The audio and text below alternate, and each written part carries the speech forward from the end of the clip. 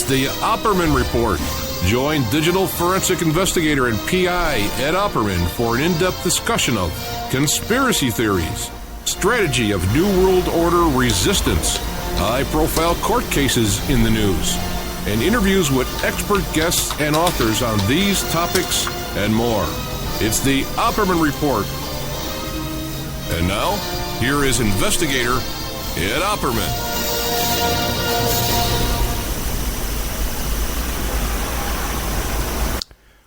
Welcome to the Opperman Report. I am your host, private investigator Ed Opperman.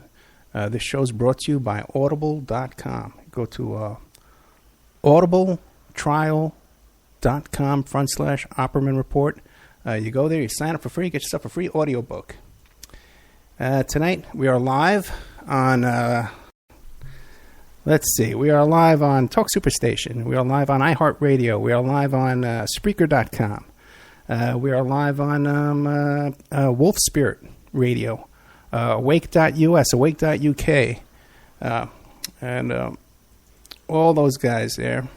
I had a whole bunch of trouble tonight, guys. I'll be honest with you. Okay, I don't have my notes in front of me, so I can't give you a list of all the stations we're on.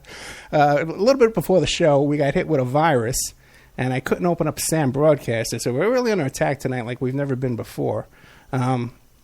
And I'm trying to bang that out. My guest has been very patient for us here. Fascinating guy. We've been talking a little bit off the air. But tonight we are live on TalkStream Live, PSN Radio, Wolf Spirit Radio, Talk Superstation, Awake Radio US, Awake Radio UK, 1800 Online, Shizaz Radio, Just Us Radio Network, and Scottish Sovereign on the Land. And then throughout the week, we're going to be replaying this show on Para X Radio, Saturday night, CBS Radio, 7 p.m., Penny Entertainment, Blog Talk Radio, Sunday mornings. It's repeated on Para X Radio, too, by the way, on Saturday mornings. Tomorrow morning it will be replayed. Firehorse Radio, Late Night in the Midlands on Tuesday afternoons, 4 o'clock. High Point Radio, both AM and FM, New Jersey, New York, Pennsylvania. FPRN Radio, great guys over there. They play us every single day, 10 a.m., every morning, Pacific Standard Time.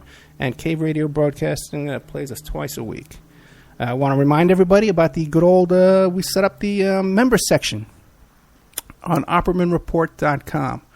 I'm doing a whole bunch of shows this week. I'm going overboard. I'm going to be recording shows all week long. I'm doing a show about the Phoenix program that I'm going to be recording bright and early Tuesday morning, like 7 o'clock in the morning. I'm getting up to record this for you. And that'll be getting thrown up in the member section for you right away. A whole bunch of stuff coming up. I can't even remember. But tonight, we don't have too much time. We only have 1 hour with our guest tonight. Mr. Mike Springmann. Springmann, I know. I guess I got the notes for the other guy up in front of me, Mike Springmann. And then we have Andrew Kreig coming up after this, and he's going to be talking about the presidential puppetry. But Mike Springmann, tell us about yourself real quick, because we only have an hour with you. But try and get through this bio that you have here, man. It's very impressive stuff. Well, thank you kindly. The basics are that I'd worked for the federal government for more than 20 years. I'd worked at the Commerce Department's International Trade Administration. And then I had gone on to the Department of State as a Foreign Service officer, a diplomat. And between my assignments in what was called the State Commerce Exchange Program, where Commerce Department officials got overseas assignments at Foreign Service posts in exchange for giving positions in Washington to State Department officers who needed a Washington assignment. I was out of the country for about 9 years, in Germany twice, and in India, in New Delhi, and in Jeddah, Saudi Arabia. Real quick, what year was all this going on? First time I was in Stuttgart, Germany, was between 1977 and 1980. I was in Delhi between 80 and 82. And then I was in Jeddah between 87 and 89, and then back to Stuttgart between 1989 and 1991. Gotcha. And then the State Department fired me. Oh, really? How come? Well, I'd asked awkward questions in Jeddah about being told to issue visas to people who weren't qualified to receive them. Essentially, they were people who had no ties to their own country or to their place of application. And the idea is that if you issue a tourist visa or a business visa, it's for a particular purpose that has a limit to it. You come to the United States to see your Uncle Joe, to visit the Grand Canyon, to go to Disneyland, or to conclude a business deal or something similar. and then you go back home. And these guys simply didn't have businesses that had to have them back. They weren't going to school. They didn't have any clear idea why they were going to the United States. To give you an example, there were these two guys from Pakistan who were going to the States, and they were going to go to a trade show as part of a trade mission with the Commerce Department. But they couldn't name the trade show and didn't know the city in which it was being held. But the guy in the commercial section, Paul Tveit, Tveit, who namebase.org lists as a CIA officer, demanded I give these guys visas. And I refused. And then he went to the chief of the consular section, Justice, his given name Stevens, and got these guys visas. And it wasn't until I was out of the State Department that I learned from the journalist Joe Trento that what I was objecting to was essentially recruitment for the CIA for its war against the Soviet Union in Afghanistan in the 1980s. They would get visas from Jeddah. They were recruited from all over the Middle East and other Muslim countries like Indonesia and the Philippines, and brought to the United States for training at military facilities in North Carolina and at the CIA's place called The Farm near Williamsburg, Virginia, and then sent back to Afghanistan to shoot things down and blow things up, hopefully with Soviet soldiers inside. And that put all the pieces of the puzzle together for me, that this was why they were mad as hell at me. I had been received with open arms when I got there and was told that I was such an improvement over my bitch of a predecessor, Greta Holtz, who is now ambassador to Oman, that they loved me and thought that things were going to be beautiful once I was there. And I had sort of a strange situation before I left Washington. I met with the American ambassador to Saudi Arabia, Walter Cutler. And he gave me, I went there especially thinking that it was going to be a 5-minute hello and goodbye session. He had been in D.C. for consultations with State Department officials, and he kept me for 45 minutes talking about all the problems Greta Holtz had created for the embassy in Riyadh. And he was telling me something, but I couldn't for the life of me figure out what it was. And when I asked the desk officer who was there, the guy who kind of follows what goes on in Saudi Arabia, he said, I don't know, Walter Cutler was just a queer duck. Well, Cutler knew what was going on because he was quoted in Robert Dreyfuss's book, The Devil's Game, that, we were trying to get these freedom fighters to Afghanistan. And we didn't really think at the time what would happen once they were there and once they were looking for something to do after Afghanistan had closed down. So it was basically a terrorist operation they were running. And from what I've seen, and is the basis for my book, Visas-for-al-Qaeda, CIA Handouts That Rock the World, which is available on Amazon as a print and as an ebook, they simply took these guys and converted them into what I call the Arab Afghan Legion, a group of terrorists that can be used anywhere, anytime the United States wants to overthrow or destabilize a government. They went from Afghanistan to Yugoslavia. Osama bin Laden was there with thousands of his followers. They received aid and money from Bill Clinton's government, from NATO, from the American intelligence services. They were given money from the U.S. They were given money from the Saudis. And they simply wrecked Yugoslavia. And once they left Yugoslavia, they went on to Iraq, did the same thing there, were moved to Libya, did the same thing there. They were part of the people who destroyed the CIA safe house and branch embassy in Benghazi. And then they helped move the weapons that were moved into Libya onto Syria, either directly or by ships to Turkey and then overland to Syria. And we simply have now a out-of-control group of people who supposedly now have been rebranded as ISIS or ISIL or IS, whatever you want to call it. But it's the same crowd with the same backers and the same financing. And do you really think they're out of control? Well, not as well organized as, say, the U.S. Marine Corps, but they're not out of control in the sense of they're running wild. They're aimed, they're targeted, and I don't know how much control the U.S. has after that. Okay. They have CIA advisors there. They're training them in Jordan and several bases in the southern part of the country. I can't say that they're out of control, but I can say that certainly that they are aimed and directed and targeted by the American government. Okay, let me, because I'm curious. Now you worked at this embassy in Saudi Arabia. This is where you stumbled on this, right? Yeah, I was at the consulate in Jeddah on the West Coast. In Jeddah.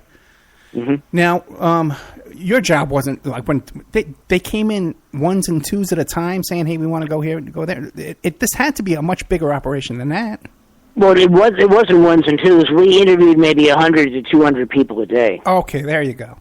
Now, Now, obviously, they come in, they get on a line, and they visit with a clerk first, and the clerk turns them down, but somehow it gets up to your office. No, they come in. My staff said, look, you're the consular officer. You're the American citizen. That's your job. We will translate for you. We will run the cash register. And it's your job to interview these guys. For example, the CIA base chief, Eric Qualkenbush, who's now retired and living in Ohio, he pulled me aside on the compound one day and said, Mike, we got a guy coming in, one of our agents. He's an Iranian. He and his family run a rug shop in the city. We want him in Washington for consultations. He's going to come in, make it look good, wink, wink. Right. Well, I was flabbergasted. And I said, all right, sure. So when the guy comes up to the window, he's got his company letterhead talking about his trip. He's been to the U.S. before. I saw American visa stamps in his passport. He's going to come back. He had a list of contacts he was going to visit in the United States. He answered my questions about what he was doing, why he was going, when he was coming back, and so forth. And I said, geez, send me more of these guys. He's absolutely clean. And then I talked to Joe Trento later on, a couple of years later, and Joe said, well, what would you do if somebody came to you with a clean passport and had a believable cover story? And I said, I'd most likely issue the visa. And the guys I fought with J. Philip Freres, whom the German journalist Julius Mader had thought was a CIA guy, and who another European diplomat wasn't sure about. But Freres was the one pushing for all these illegal visas. The guys that were clerks and gas station attendants. One guy was a Filipino electrician who was helpful to the consulate. And they would never tell me what was really going on. If they had, I would have been dumb enough at the time probably to have said, okay, sure, we work for the same government. I trust the government. I'll do this. But they never told me. All they did was fight with me about people who I was duty-bound under law and regulation to refuse. Wow. But it was, like you said, it was mostly stubbornness on your part that was causing you to do the right thing there, right? Well, it wasn't stubbornness. It was my name was on the visa plate. Right, okay. And if you engage in illegal visa activities, you have fines up to $25,000 and 10 to 20 years in jail. Gotcha. And if you're not playing ball, it would be easy for them to set you up as well. Yeah. Conceivably. Yeah. Oh, boy. Okay, so now this is the basis of your book, Visas for Al-Qaeda, CIA Handouts That Rocked the World. Now, right. Has anything come from this? Now that because you're a credible guy, you're an attorney right now here in Washington, D.C., so you must hold some weight. What has come out of this by you blowing this whistle?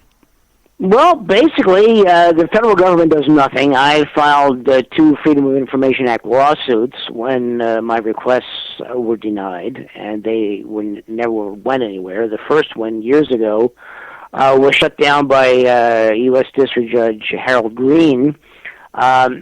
He sealed it as a threat to national security, and to this day I wonder why, finding out why I was fired is a threat to national security. And the second one, when I asked for the visas that I had denied and had been overruled in violation of State Department regulation and the Immigration and Nationality Act by Jay Freres, all I was told was, well, the State Department can't find them. We destroy them every year. And I went back to the court with an affidavit saying, not really, because when I was in Jeddah, we had file cabinet after file cabinet filled to overflowing with old visa applications, 10, 15 years old, maybe longer. And I said to my staff, well, you know, the rules say we're supposed to shred this stuff after a while. And they said, Mike, what do you want us to do? We have 100 to 200 people a day to process, to look up their names on the lookout list that's computerized. We have to send their names to Washington. And we've got to deal with the paperwork involved in all of this. And we can do that, or we can shred visas. What do you want us to do? And I said, yeah, let's do the work and forget the visa shredding. But State insisted that all the visas were gone. And when I asked them, well, when were they shredded, who shredded them, and what was their rank, and what was the record of that, I never got an answer. All it was we shredded them. The regulation said so. So basically, it's a long series of lies by a long series of people. I wrote to the folks involved, Freres, and to Qualkenbush and Henry Encher, who pushed for peculiar people, and Karen Sasahara, his successor, whom Margie Burns had written up as a CIA official in one of her online articles, along with a lot of politicians on the Senate and congressional branches of government. I wrote to Jay Rockefeller. I wrote to Nancy Pelosi when she was the leader of the House, and other people in the other intelligence committees, and never got a response back. So there's been no change in this policy? No. As far as I know, at first I had thought that with the yelling and screaming I had done and the lawsuits I had set up, that they maybe stop this. But then when I saw what was happening in the Balkans, in Iraq, and Libya, and Syria, and I said, no, that's not the case. It's still going on. They've now institutionalized it. I think originally it was kind of a pickup game.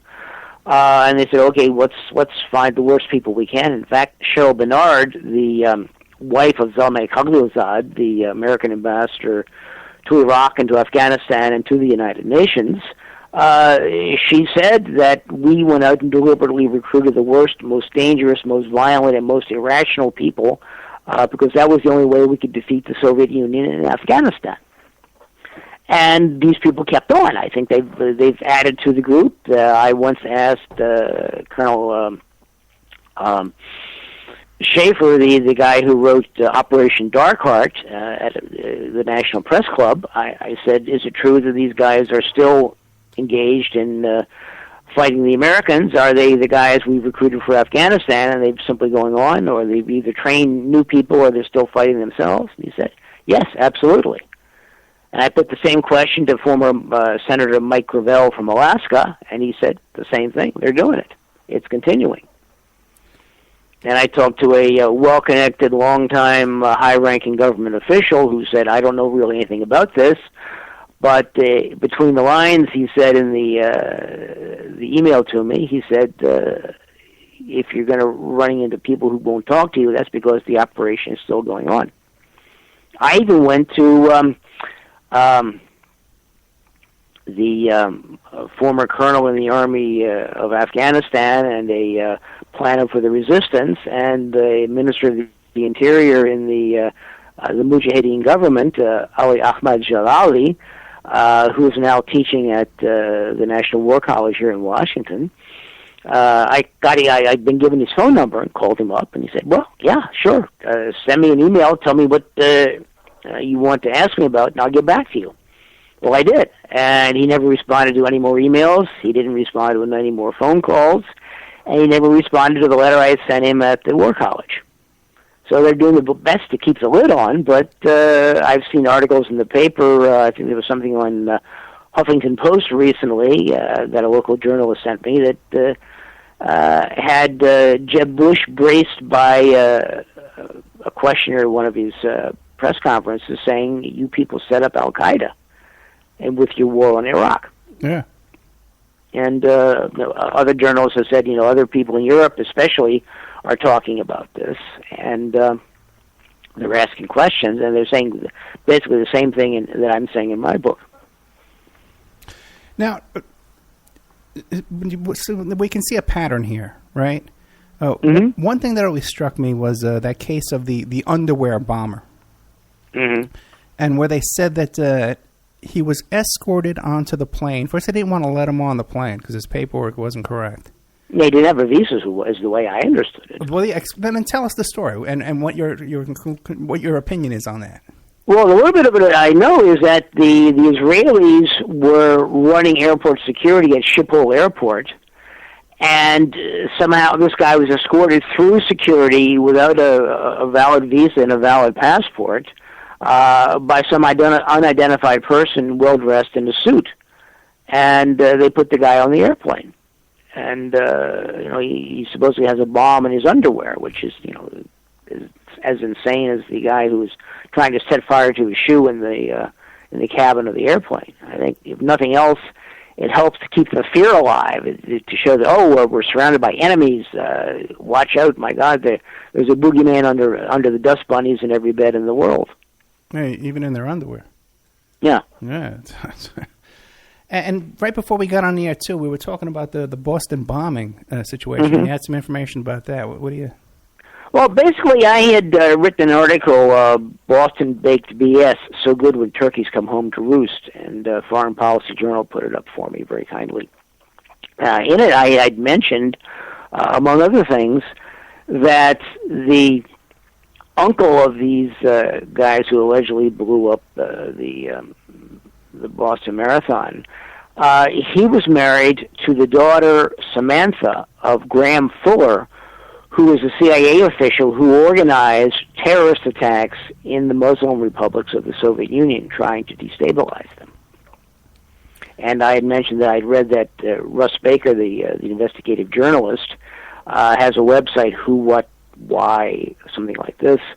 He had done a series of articles, and they're up on the website still, about the Boston marathon bombing, and he questioned the basics of a lot of this stuff. He had said we did an experiment. We saw the pictures of the guys with the backpacks, and we said, all right, we went out and bought a couple of pressure cookers and loaded them with about the same amount of explosives and nails and whatever was in them. And he said they didn't drape on us or on the floor of our office the way they did on the street or on the back of the guys who supposedly carried them. And he said that there were this indicated there were a lot of questions that needed to be asked and a lot of questions that needed to be answered, and everybody was too busy locking down the entire city of Boston, keeping people in their houses, and going door to door without a search warrant, demanding entry to people's houses. And it's just absolutely amazing. Yeah, I spotted the uncle right away, Ruslan. I didn't say very long. I did a little look it up on him. And and of course the Russians had told the Americans that these guys might be suspect. Watch them, and as in far too many cases, the Americans somehow don't seem to follow through. Yeah, especially when you think the two FBI agents had been to their apartment, which was right by the bombing. It was near walking distance, and you'd think, after they saw this bomb go off and they saw these pictures on TV, they would have said, hey, those look like the guys we went to visit. You'd think they would have put two and two together. They would have been heroes. But for some reason. But Ruslan struck me because it didn't seem to me that he was in on what was going on there. It seemed the whole thing was a surprise to him that day. Did you pick that up as well? No, that I didn't. But I do know that in the book Triple Cross, written by Peter Lance, he goes into a lot of the September 11th things, where he talks about how the various parts of the American government, especially the FBI, tried to disconnect the dots between what they knew and what they could put together. And he goes into some detail about this, talking about how the officials in the American government didn't want to follow up on what was clearly a clear line to investigate. Right.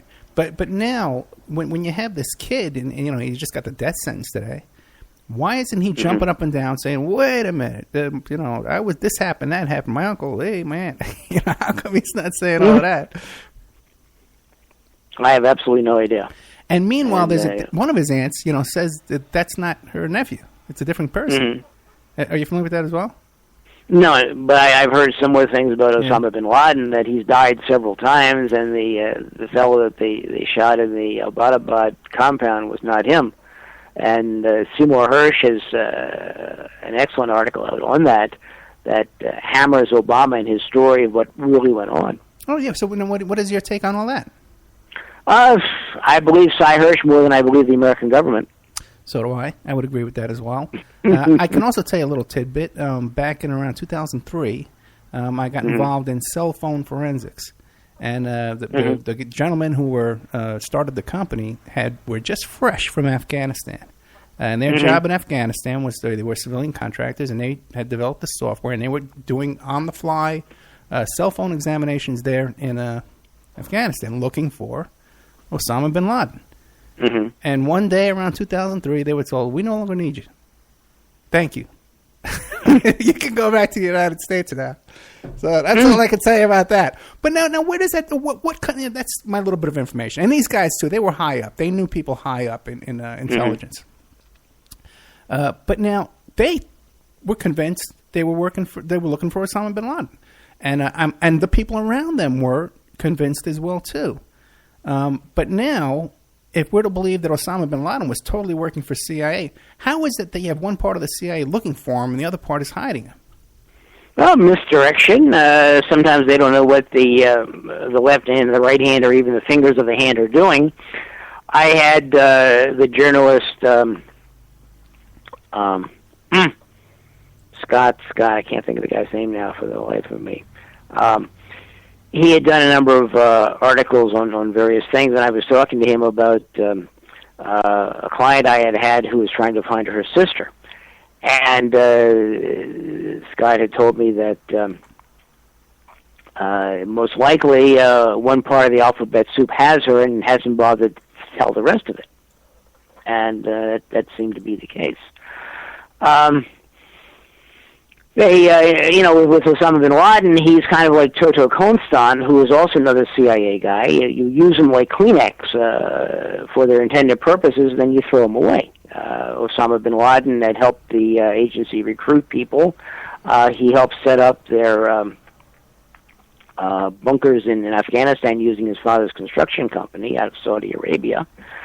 And all of a sudden, he seemed to want to continue, and the Americans wanted to go off in a different direction, and then he became public enemy number one. Same thing with Toto Konstan. As long as he was useful in Haiti, it was great.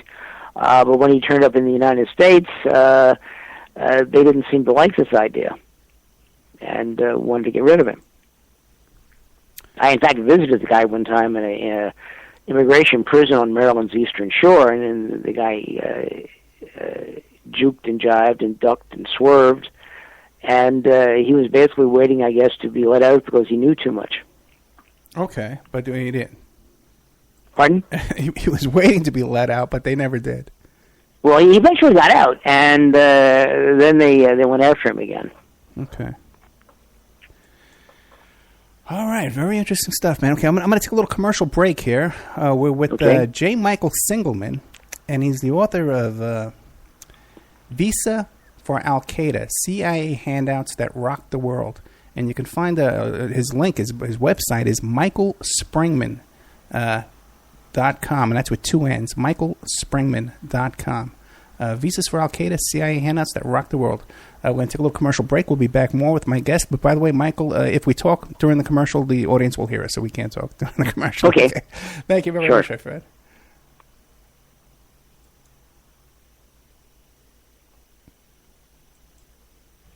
And now a word from our sponsors. We are listener-sponsored, and we appreciate your donations. If you like the show, please visit OppermanReport.com and click on the donate button. Or you can donate directly through PayPal at OppermanReport@gmail.com. We have Mike Ray of InfinityHomePlans.com. He's the host of Parlay over at CJ Mark Radio. Thursday evenings at 8 p.m. Eastern Standard Time. If you need custom home designs, stock plans, or 3D work, is your one-stop shop for home design and graphic needs. Mike Kreig at infinityhomeplans.com. At infinityhomeplans.com.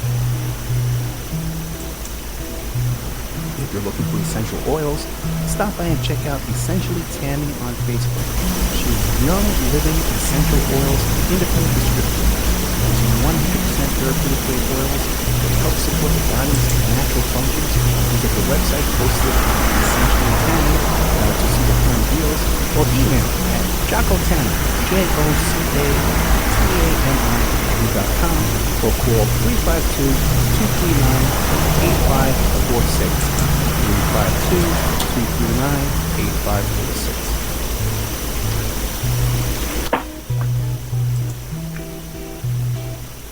Hey, if you need a private investigator, go to my website, emailrevealer.com. We offer asset searches, locates, skip tracing, adoption investigations, online infidelity investigations. We can recover deleted text messages from a cell phone or trace an email to online dating websites to catch people cheating.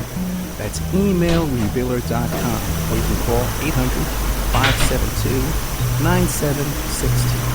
800-572-9762, or emailrevealer.com, my PI website. Pacific West Bamboo. It's your premier source for construction and craft-grade bamboo poles. They're announcing their latest project with EcoHead Event Sanitation, making bamboo composting bathrooms and porta potties. Their first display will be at the Lucidity Festival in Santa Ynez, California, April 11th to the 13th. Come by and say hi and see what you can build with bamboo. Contact them for any kind of event planning, display building. If you need construction-grade or craft-grade bamboo products, call Amanda at 503-839-8126, 503-839-8126, or visit PacificWestBamboo.com, their brand new website. We're also sponsored by the New World Mexican Women. This is a rural Mexican craft women's cooperative. They are traditional makers of fine handcrafted, authentic jewelry and beautiful stone mosaics, Pacific Blue, Abilene, England. They have a wonderful print of love letters written to them in the United States, begging them to return to their families in Mexico. But they've written a new book, and it's about a young girl that falls in love with a rodeo bull rider and runs off with him without telling her family. It's a beautiful love story called Azucena Part 1, Azucena to the Rodeo. You can find their books and jewelry by clicking on their banner ad at OppermanReport.com or by Googling New World Mexican Women.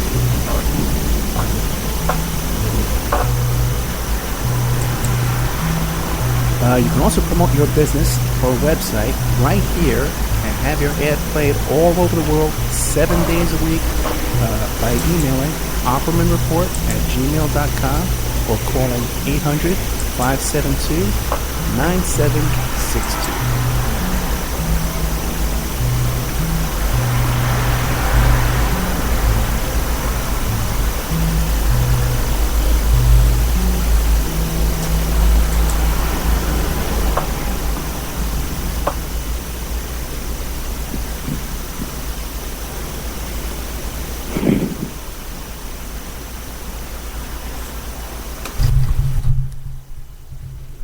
Okay, welcome back to the Opperman Report. I'm your host, Private Investigator Ed Opperman.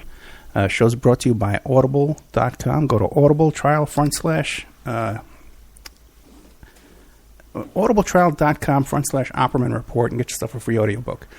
We are here with j-michael-springmann. He's the author of Visa-for-al-Qaeda. Visas-for-al-Qaeda, CIA handouts that rocked the world. And basically what he's telling us is that the CIA is running all these Muslim extremists around the world. Michael, what do you make of, you mentioned Benghazi a little bit. Mm-hmm. What is your take? What do you think really happened there? Well, Benghazi was a CIA operation like the CIA's consulate at Jeddah. I mean, when I was in Jeddah, of some 20 Americans, there were only 3 people, including myself, who I know for a certainty to be working for the Department of State. At Benghazi, there were some 30 people there who got out, and 20 of the 30 worked for the Central Intelligence Agency. And it was a operation that was, among other things, handling the transfer of weapons out of Libya into Syria to try and overthrow and destroy the government there. And the American ambassador, Christopher Stevens, had been working with the crazies there that the agency had recruited. And I think they basically got a little bit out of control there and then simply bit the hand that fed them. The idea, I think, in Benghazi was that they were trying to transfer a lot of these anti-aircraft missiles out of the country. And I don't know what happened, whether they had a fight between the CIA who wanted more control over the missiles or not. I don't know. But until we get some clear answers out of this and the State Department and the CIA start talking turkey instead of giving up propaganda and misdirection, like Obama's done with Osama bin Laden, we're not going to know for sure. The one thing with Benghazi that struck me is that same night there was that other incident with where they went into the I guess it was Egypt, where they broke into the embassy there and they put the flag down, they put their black flag up, and Mitt Romney gets up in the middle of the night and he does a press conference. Now, I always got the impression that somehow maybe Romney had been tipped off that this something was going to happen, like an October type surprise to kind of like make Obama look bad or something. Mm-hmm. What do you think? Do you ever hear anything about that? No, not really. I haven't, but that's not beyond the realm of possibility.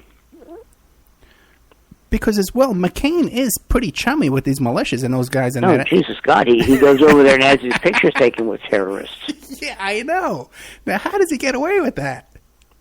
Well, I mean, he's a Washington insider, and he's one of the elected, the anointed, and they won't work against him. I mean, Nancy Pelosi ranted and raved about the Bushes and refused to bring impeachment proceedings against them for murder, war crimes, and human rights violations. So, you're well connected, you're on the inside, you can get away with murder. Yeah, I would agree with that wholeheartedly. And it also seems that the whole focus of these Benghazi hearings, which are going on ad nauseum, don't touch on any of the things that you're telling us.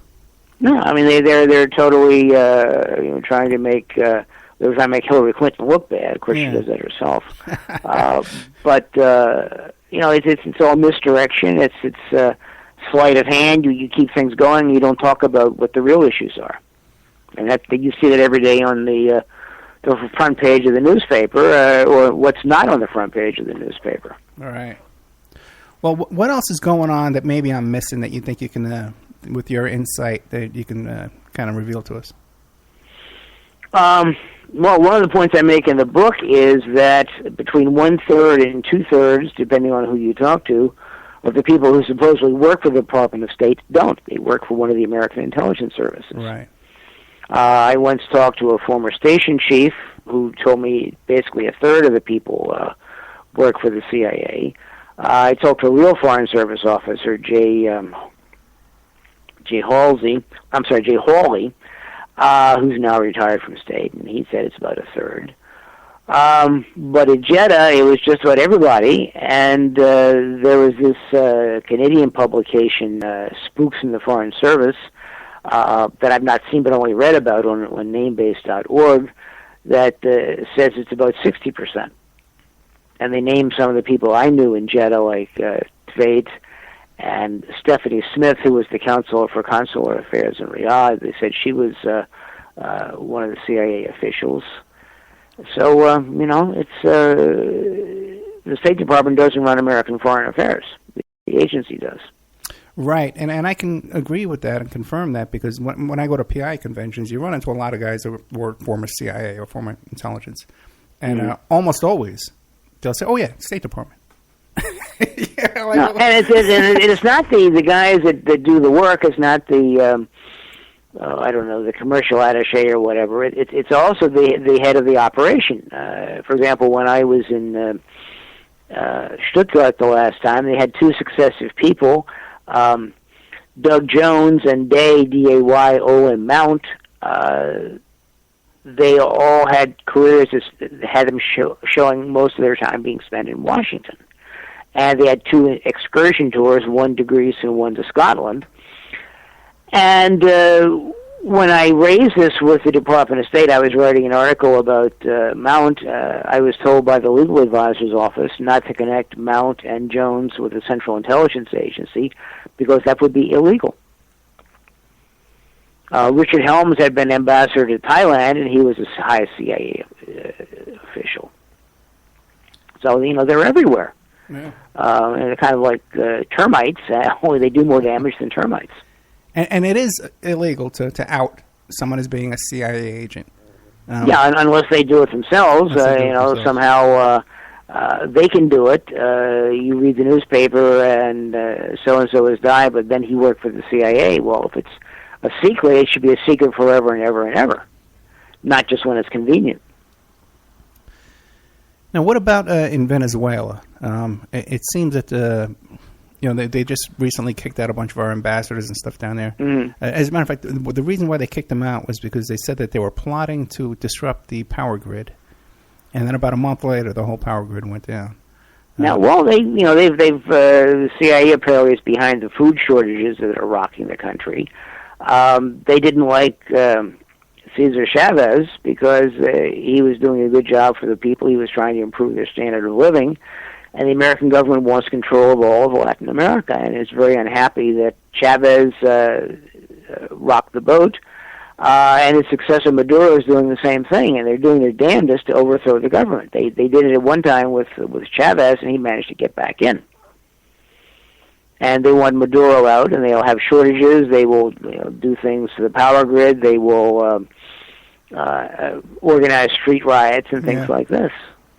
And the American press eats it up because the American press doesn't really have any talent anymore that will investigate. If you do like Bob Perry did a couple of years ago, and he outed Iran-Contra in Central America, he lost his job at the AP.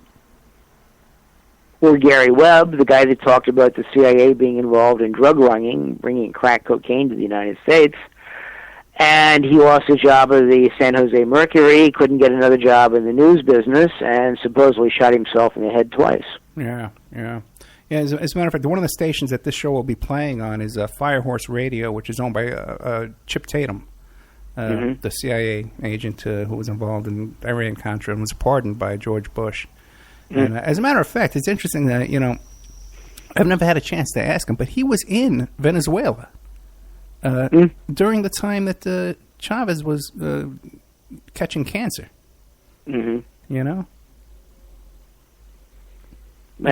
Wayne Madsen, the investigative journalist, has a whole series of articles on people that somehow get diseases that kill them. In a lot of the cases, it's cancer. And he's asking, how is it possible that this happens?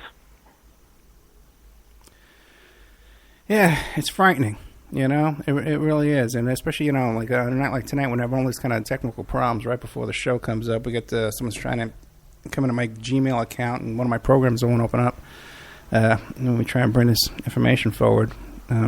So it is out there. What about you? Do you ever get any threats or any kind of harassment or?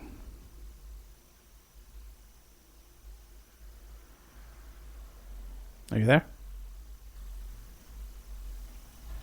Uh-oh. Let's see. I don't know if I'm live. Yeah, I think I'm live good. We might have lost Mike just as I was asking him if he was ever threatened. Let's see if I got him. Yeah, well, you lost him, yeah.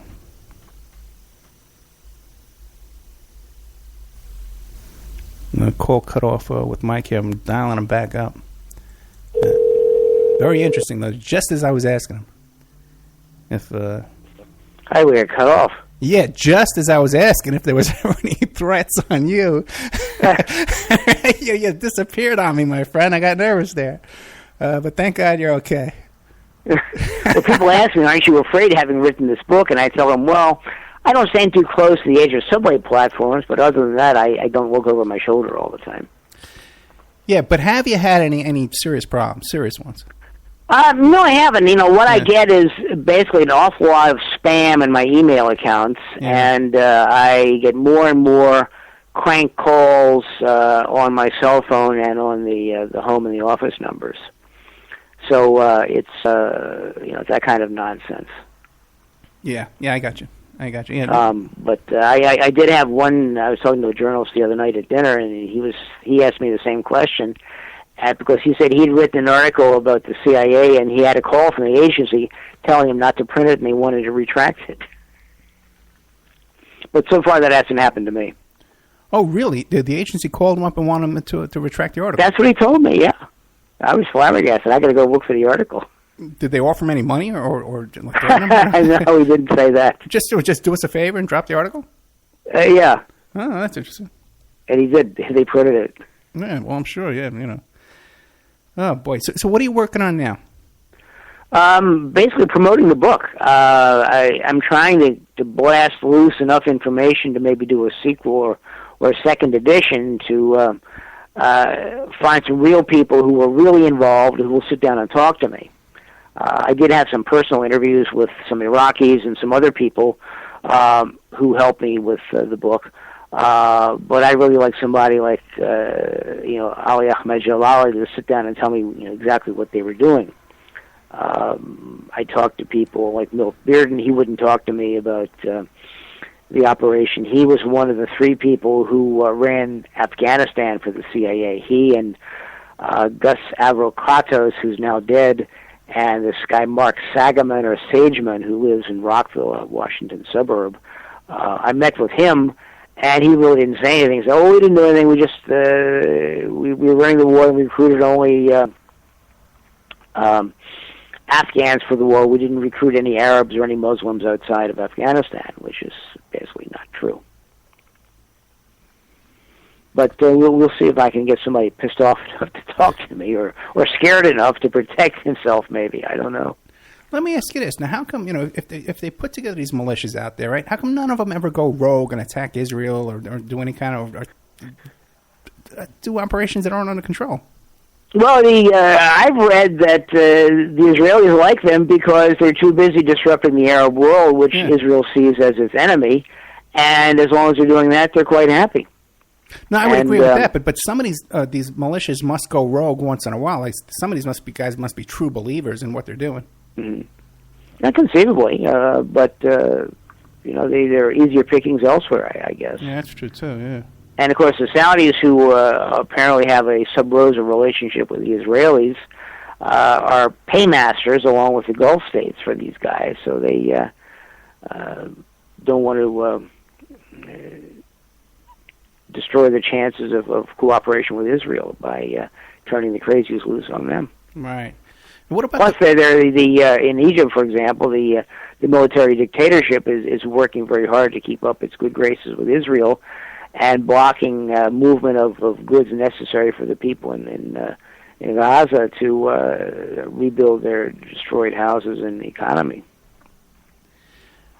So, but the thing is that everything you're telling us, right, and everything we know to be true, it's exactly 100% opposite of what we hear on Fox News every night, that the Egypt is run by the Muslim Brotherhood and it's all becoming radical. Yeah. If they have, is the situation hopeless? I gotta say so. I mean, I was on this Pacifica station in Houston with Mark Babawi just last week on this, not last week, Monday, in fact, this week. And he said, "Are you optimistic?" And I said, "No, I'm not." And I said, "Because you've got 5 corporations that control most of the news in the United States. They want to keep their good relationship with the government. They want to keep the good relationship with their advertisers. And they don't want to rock the boat. They want to say what sounds good, what feels good, and they won't tell the hard truth." And these supposed organizations that do, like Amy Goodman and Democracy Now!, I was told by a journalist that they're selectively leftist, they're selectively progressive, and they have their own clique of people they want to work with. And, if you're out of step with them and what they think and what they believe, you're never going to get anywhere with them. Yeah, I would agree with that. Yeah, they seem to have their own agenda. And seem to be able to, whereas others can't. You know what I mean? Brother. Well, I've gotten some interviews now. I've had 3 good interviews with RT's Arabic service. Okay. And, they pretty much gave me free rein just to say what I want. But I've tried the Government Accountability Project, Jesselyn Raddick's outfit that defended John Kiriakou and Thomas Drake, and it's dead silence from them.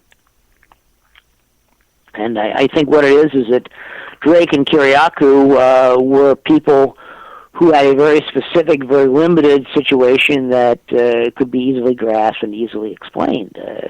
Me saying the United States government is a terrorist organization, nobody wants to hear it because they all believe that America is one of the good guys, the white hats, the city upon the hill where all the eyes of the world are upon us to see how well we do and how we lead by example because we're an exceptional country. And they don't want to hear that. They don't want to hear that the American taxpayer has been supporting these characters and what they've done to the rest of the world. There is a thing I saw in Mother Jones' review that I put into the book where a guy had written an article that said the United States has a war every 36 months, and the Americans see this as something that's basically a one-off thing, it's a reaction to something that's happened. The consulate in Benghazi was attacked, for example. Whereas the people in Lebanon and in Syria and in Pakistan and Yemen and other countries of the world who get the business end of Uncle Sam's weapons have a different view. They hate the United States. They see the United States as an international warmonger, and the only way the Americans carry out foreign policy is with the barrel of a gun. And it seems like even the alternative media, so many in the alternative media want you to think that Obama is a Muslim and Obama is a communist, and yeah, man, that's nonsense too. Yeah, and we're going to be coming under Sharia law, and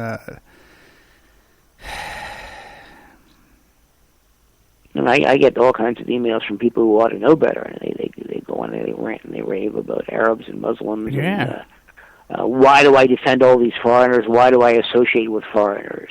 And I think, my God, these people are intelligent. They used to be educated. I don't know what's wrong with them. But it's just this, this mindset that people have developed. Yeah, I know a guy who's very high up in one of the cable TV channels as a producer. And he was saying to me one day, he says, when I get on our plane, a fly commercial, I scan around the plane to see if there's any Muslim faces. To see if they can hijack the plane.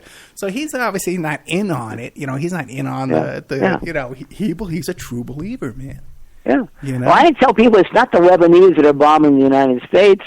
It's the United States that have bombed the living hell out of everything just east of Suez. Yeah. And maybe west of Suez as well. I mean, it's the United States is flying drone strikes in Pakistan and Yemen, and turned Iraq, one of the most literate developed countries in the world, or in the Middle East, I guess, along with Syria, into a failed state that's in pieces. But you think that's policy, like General Wesley Clark says, it's policy to cause chaos and throughout the Middle East, and I tell people that exactly that the United States derives a great deal of benefit from chaos because you don't have any strong, solid democratic, solid economic-based countries operating in the region. You've got countries that are disintegrating faster or slower, and the Americans are helping, and you have more influence, and you can do a better job of fishing in troubled waters than you can with a country that could stand up against you and say no this far and no farther. Yeah, and it's really a shame that there will not be one mention of this in the presidential campaign coming up. No, indeed. Not even close. And, it all goes back to the Marine General Smedley Butler in the 1930s, and he was asked in a congressional hearing, what has been your job? And he said, making the world safe for American business. Yeah. Because if the Americans destroy Libya, they can get American companies in there to rebuild the country. And they tried that with Iraq, and I think they only took a bad situation and made it worse. So now it seems that you're a leftist now today. You would call yourself a leftist? Yeah. I used to be a rightist, but now I've sort of, now that I've seen something of the world and then stopped to think about things, I've become farther and farther left. Yeah, I've always been a leftist, but what I'm asking you now is, when did you change? What? Probably started when I went to Germany the first time. Okay. I remember sitting on this train. They would run a train from Western Germany to Berlin, and you had these flag orders that said you were traveling under the Four-Power Agreement from 1945. And my daughter, who was, I guess, maybe 3 at the time, 4 at the time, we were sitting in a train yard, and she had been living with me in West Germany. And we were in Berlin, and she said, look, there's people out there. And I said, yeah, those are East German soldiers. And she said, what do you mean East German soldiers? Then I started to try and explain about Germany and the war and splitting Germany into 2 pieces, or more, actually 3 pieces.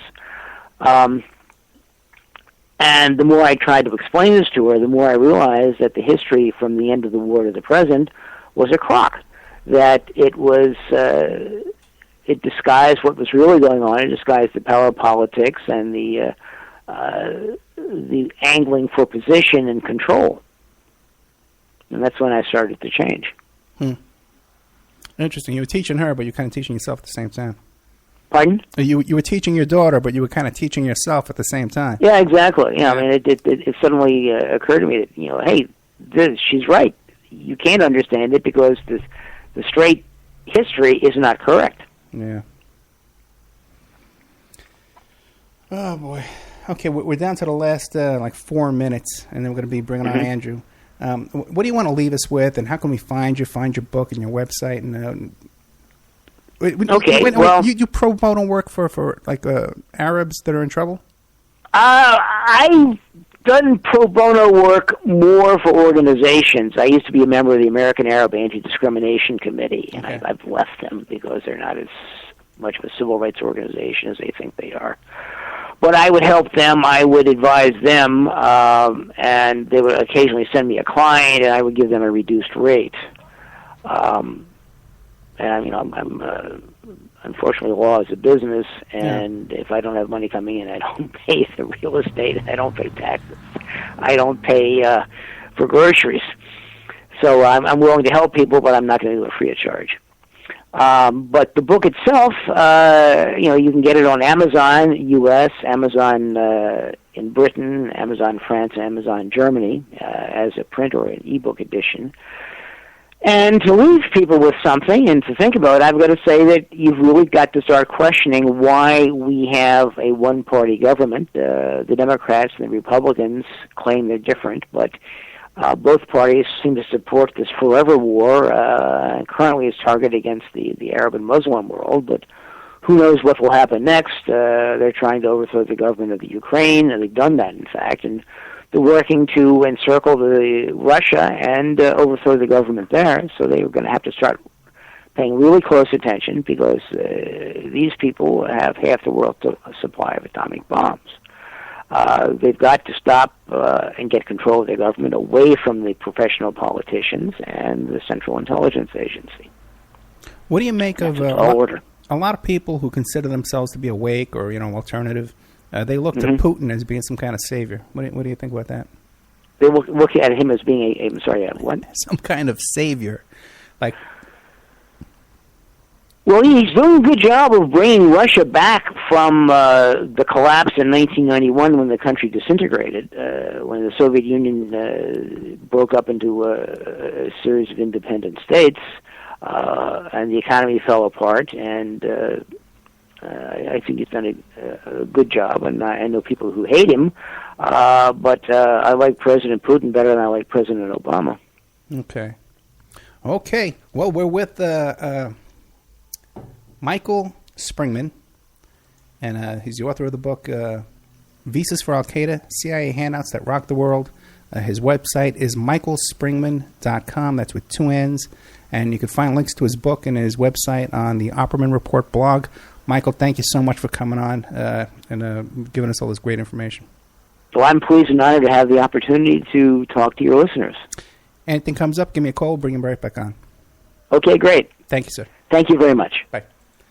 Okay, Bye-bye. We're going to be calling up our next guest. Here's what I'm going to do. I'm going to do a little commercial break, and I'm going to be bringing on Andrew Kreig, who is the author of Presidential Puppetry, about how the CIA controls all the presidential candidates, both Obama and Mitt Romney, and we'll get into all of that, and pretty much on the same direction. It's like the same kind of a topic as we have right now. So let me play the ads, and then we'll bring on our next guest. They'll be live as soon as we come back. And now a word from our sponsors. We are listener-sponsored, and we appreciate your donations. If you like the show, please visit OppermanReport.com and click on the donate button. Or you can donate directly through PayPal at OppermanReport@gmail.com. We have Mike Ray of InfinityHomePlans.com. He's the host of Parlay over at CJ Mars Radio, Thursday evenings, 8 p.m. Eastern Standard Time. If you need custom home designs, stock plans, or 3D work, he's your one-stop shop for home design and drafting needs. Mike Ray at InfinityHomePlans.com. At InfinityHomePlans.com. If you're looking for essential oils, stop by and check out Essentially Tammy on Facebook. She is Young Living Essential Oils Independent Distributor. Now, these are 100% therapeutic grade oils. They help support the body's natural functions. Visit the website posted on Essentially Tammy to see the current deals, or email at jocotami, JOCATAMILE.com, or call 352-239-8546. 352-239-8546.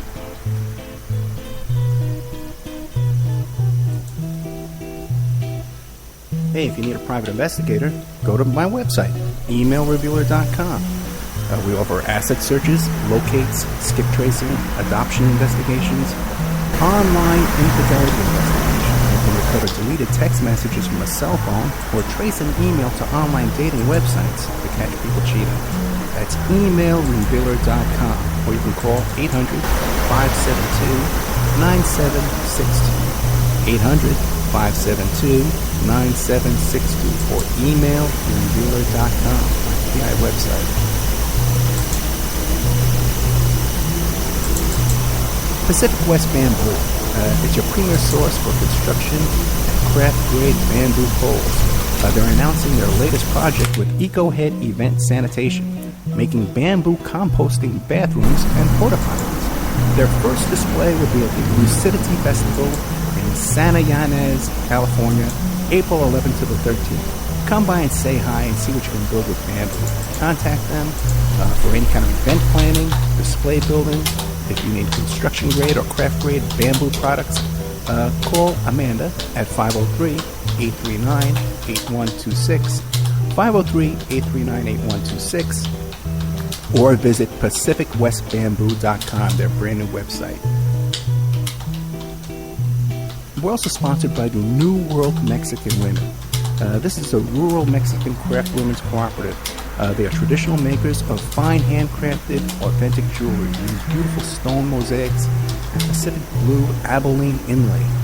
They have a wonderful book of love letters written to their men in the United States, begging them to return to their families in Mexico. But they've written a new book, and it's it's about a young girl that falls in love with a rodeo bull rider and runs off with him without telling her family. It's a beautiful love story called Azucena Part 1, Azucena to the Rodeo.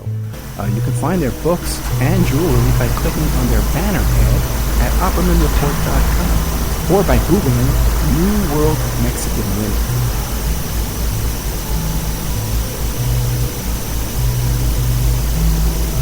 You can also promote your business or website right here and have your ad played all over the world 7 days a week by emailing OppermanReport@gmail.com or calling 800-572-9762.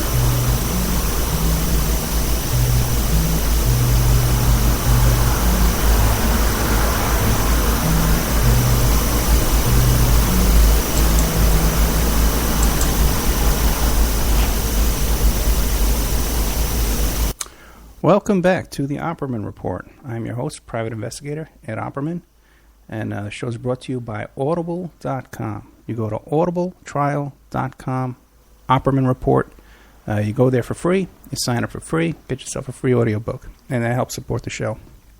You can also help the show by joining our members section at OppermanReport.com, and that's what keeps us alive right now.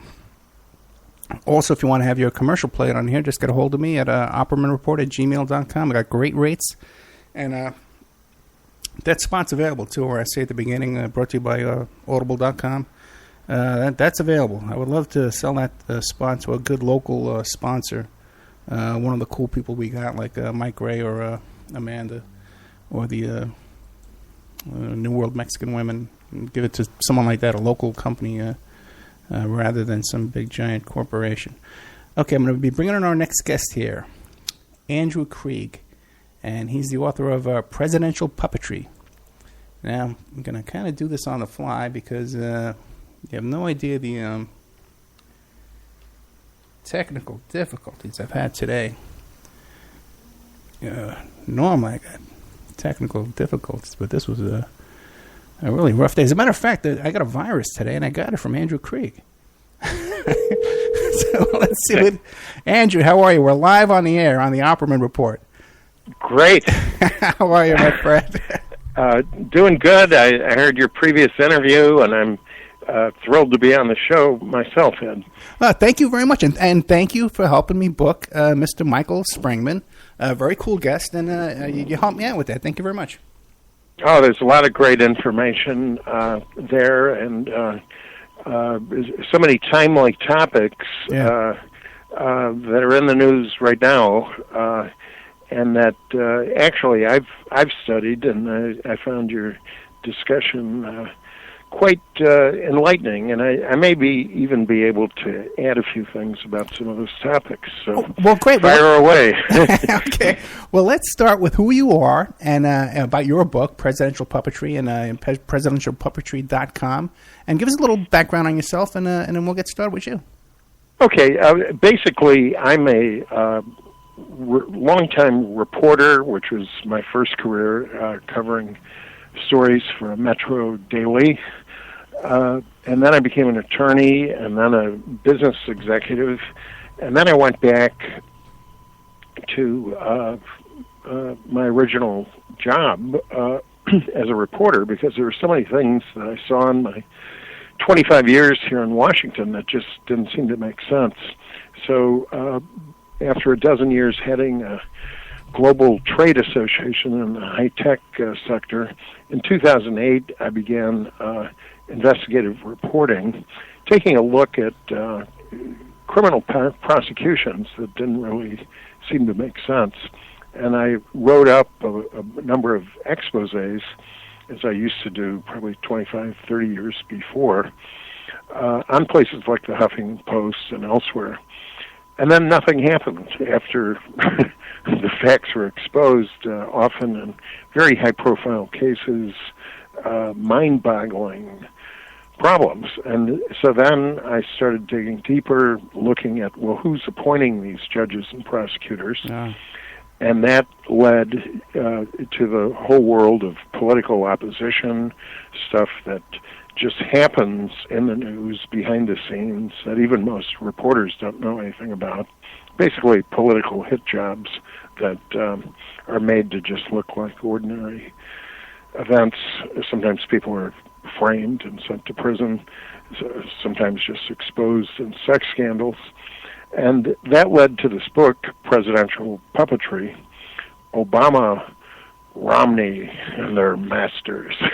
I'm being a little dramatic here, but ultimately it led to the conclusion, documented in about 1,300 endnotes, that these people that we think are running things really aren't. Almost all of them have been groomed. The puppet masters don't know which ones are going to win, but just like a college football coach might recruit, 5 different people to be quarterbacks.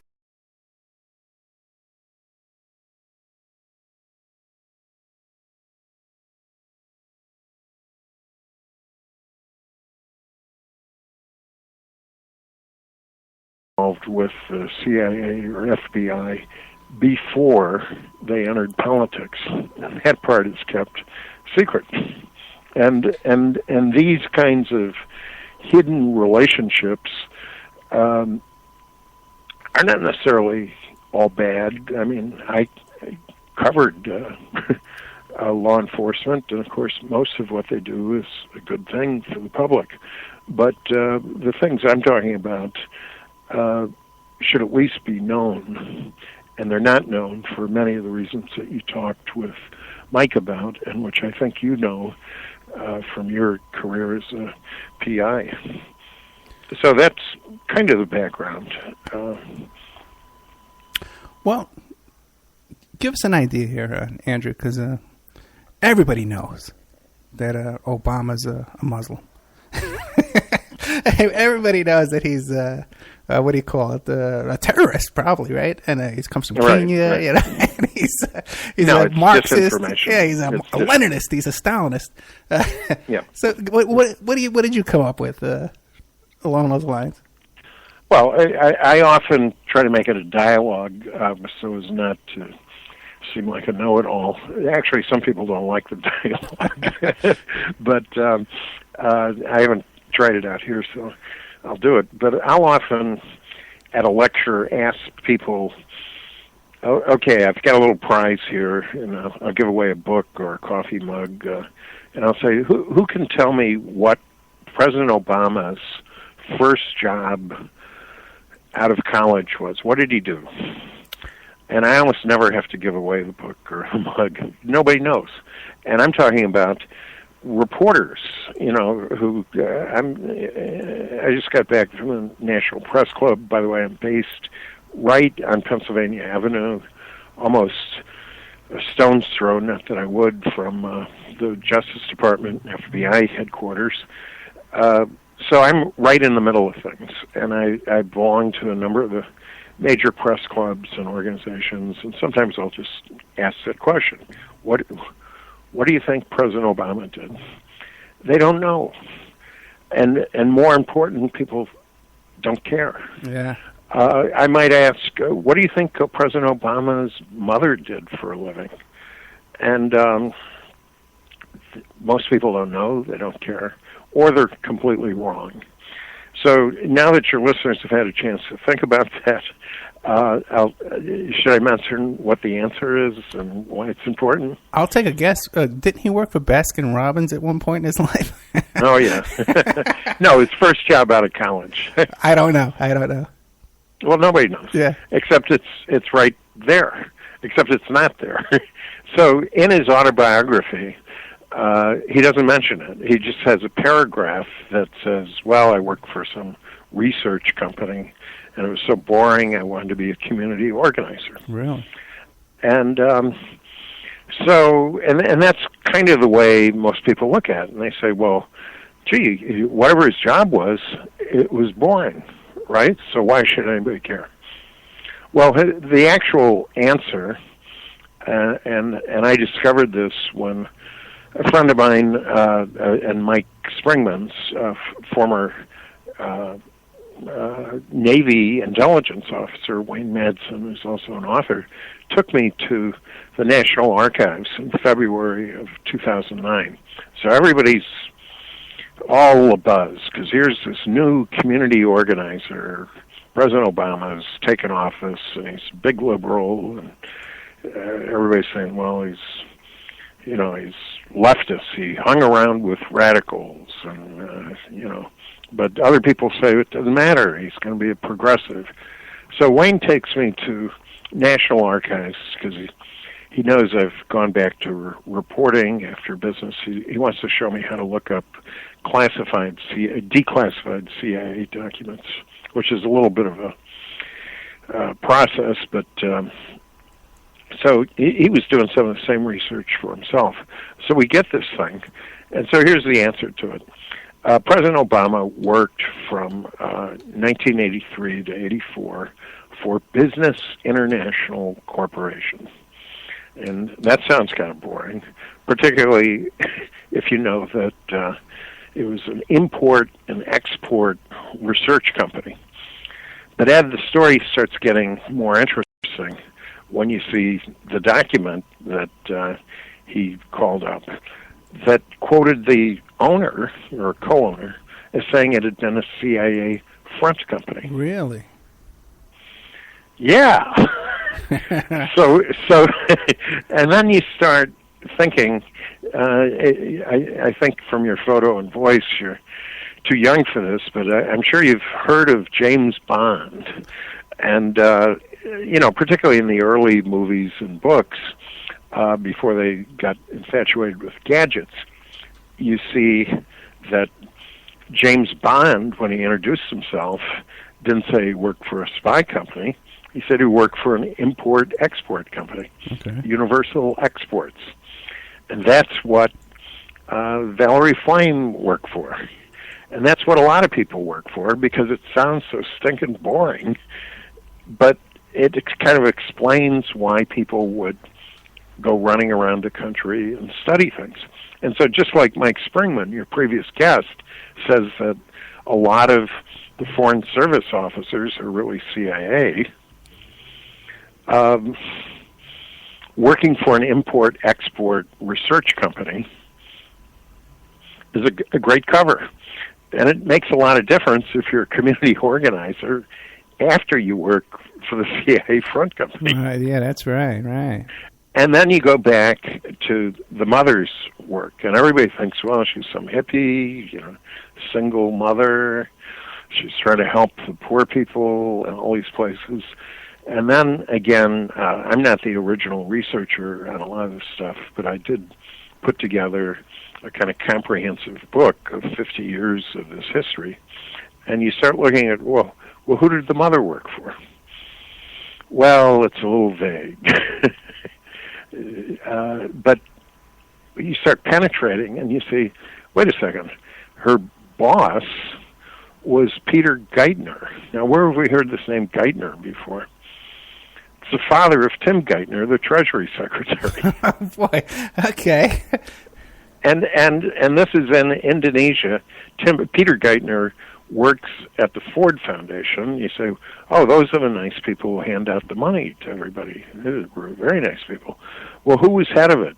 A guy named George Bundy, who was the national security advisor for both President Kennedy and Lyndon Johnson, and one of the main architects of the Vietnam War. And then he went and spent 12 years as head of the Ford Foundation. And then you look at, McGeorge Bundy. Where does that trail lead? Well, he's Yale Skull and Bones.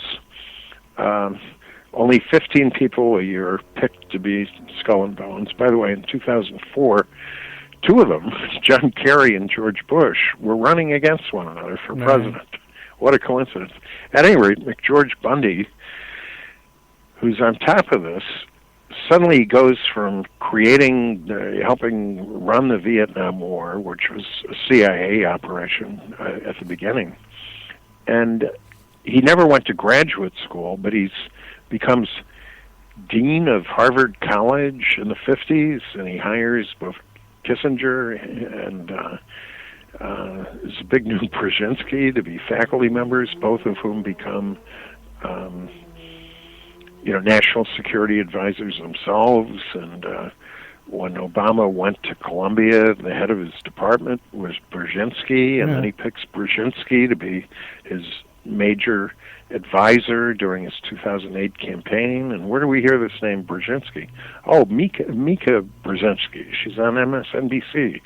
So what we see here, and I'm only touching, just briefly here, what we see is a whole set of relationships that are totally unknown, except to researchers who can never get their information out after a certain level. Yep. Now, that's one of the reasons I like your show after I started listening to it, because you're cutting through this, and your listeners should know that as far as I know from the few episodes that I've listened to, you're really telling it like it is.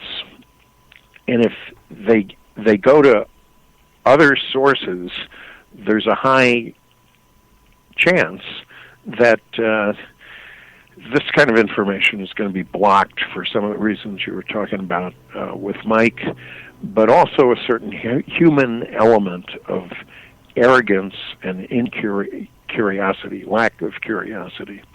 So a lot of the people in the media or in politics, their view is they know it all.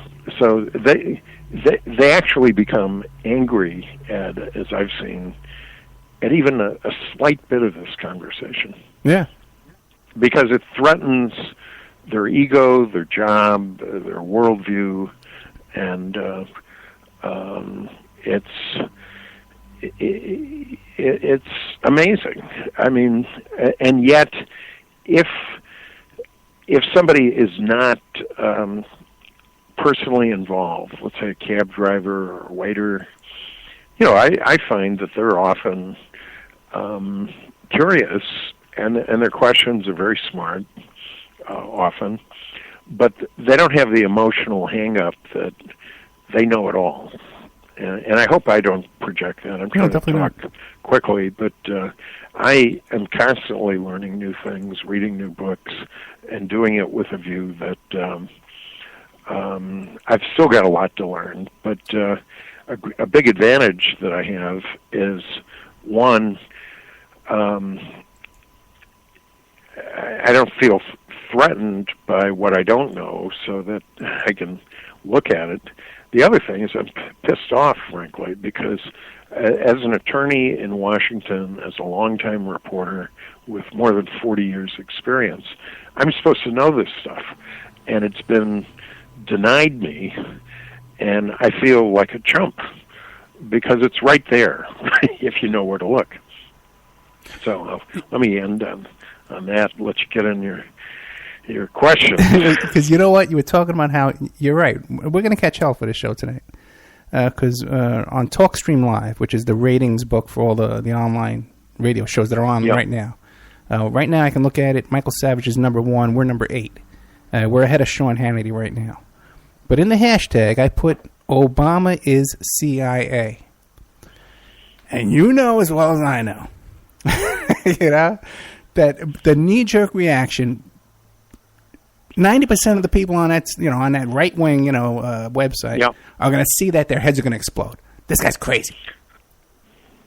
Well, let me tell you something about that, because one of the features of my book, which let me tout as a strength, is that I talk to people both on the far right, the far left, the middle, mainstream, and wherever they come from, if they've got something to say, I want to hear it. Yeah, me too. So for 7 years, I used to run a radio show called Washington Update, and my co-host was a Tea Party enthusiast, and we'd invite all kinds of people. Most of them were mainstream authors and so forth, but a lot of times on the fringe. And here's what I would say to the people whose heads want to explode. First, on the right. Very well-connected people I know and I'm friendly with on the right, not blowhards, but very serious operatives who make a living by being close to power on the right. They've told me that what's in my book is entirely accurate. And I wouldn't want to quote them. These are personal friends. They've also said that the reason that this information doesn't get out is that their base of on the right is people who want to hate Obama. Right. So their outlets can't say, well, he's part of the game. He's like Tweedledum and Tweedledee, and his thing is pro-immigrant and gay rights, but on the big issues like war and this Trans-Pacific Partnership, do you notice? I'm sure you did, Ed. But virtually all Senate Democrats had to oppose him on this Trans-Pacific Partnership because it's not progressive at all. And ultimately, he and most of these Democrats just put up a show, but they caved in because their big money bankers say, "This is why we put you in. You're supposed to give us the wars, the free trade, and that's why we put you in office." And on the left, there's another dynamic going on where people have gotten emotionally involved with his story about him being a big progressive, right. And they don't want to think that they've been made a chump out of, and yet they have, and so my conclusion after doing this for a while and having a lot of conversations is that the mainstream people do not want this. This threatens their jobs, their psychology. But the people on the far right and far left are much more open to it because they're pissed off. They know something's wrong. and the explanation I've put together in Presidential Puppetry, which quotes many other people, by the way, is much more logical than what you're going to get in the Washington Post. Yeah, or even MSNBC. It definitely MSNBC because, again, having started my career 14 years as a newspaper reporter, my first book was about the economics of the newspaper industry, and the title was Spiked, S-P-I-K-E-D, subtitle, How Chain Management Corrupted America's Oldest Newspaper. And it looked at how the chains really have an interest in helping stockholders more than the communities. And it was a case history of how news is stifled or pumped up that really doesn't quite relate to what people would think. So, Ed, I was told this by the curator of the Pulitzer Prizes, I'm the first American to go to Pulitzer Prize headquarters, look up the applications, and then go back to the community to see if they're accurate. Now, you'd think, since the place is based at Columbia University, there'd be lots of people doing that. But really, it's an old boy network. And actually, I misspoke. It wasn't so much the curator of the Pulitzers, but it was 8 feet across the hall. It was Spencer Claw, who was editor of the Columbia Journalism Review and also a professor at Columbia Journalism School. And I said, why hasn't anybody else done this? He says, well, we suggest it from time to time, but none of the students want to do it. Well, if nobody's checking, I found incredible exaggerations and other aberrations, and I can proudly report a success on this, or two successes. One is I became persona non grata. And I thought I was just going to reveal the stuff, and all these ombudsmen and media critics would look at the footnotes and take it from there. But I become the bad guy. So that was 25 years ago, and it was a great lesson for my later career in Washington, which is getting into business and law, and to suspect everything, but also don't expect that people are going to be grateful. The other triumph, in a way, is all of this stuff is now under lock and key, so nobody can do what I did. Okay. So instead of reforming the system, they said, well, we don't want people doing this anymore. So you have to be authorized to do this to look at the applications. If you can't look at the applications, you can't really see, the kind of potential exaggerations. So you just have to accept that, they deserved what they got, right? So we can't even see what the applications were. No, not anymore. Oh, wow. Yeah, you're right. You could when I did this in 1986, and then I wrote my book in 1987, and suddenly we can't have that. So as a PI, you might appreciate this. I was so naive that I thought all these journalism magazines would like what I'm doing.